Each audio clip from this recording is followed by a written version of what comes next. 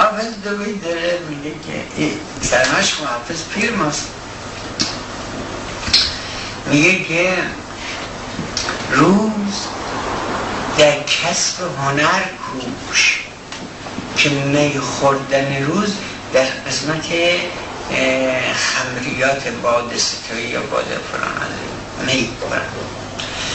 روز در کسب هنر کوش که می خوردن روز دل چون آینه در زنگ ظلام اندازد. دل مثل آینه تاریک میکنه می خوردن روز. آن زمان وقت می صبح فروغ است، اون وقت باده خوردنه که مثل فروغ صبح، مثل روشنی صبح میدرخشه.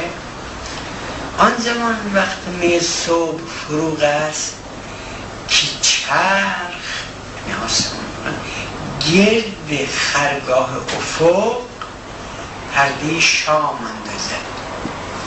یعنی باید شب میشنن برم باید شب میشنن ما فارسی شدیم بر من فارسی عالی محشد حالا من دیدم اینم اینجا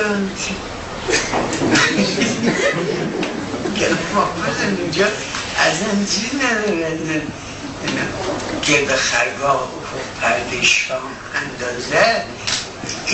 بعضی وقتا از اینجا میان فقط با ساعت باشید دیگه، اگه نه همه شامه.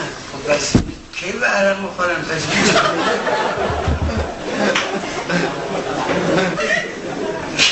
صبح که در کس هنر رو بوشه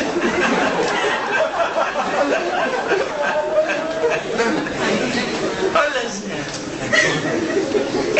دیدم بیه نه اصلا مقیاس ما از جغرافی لاغا جور در نمید تاریخی کنه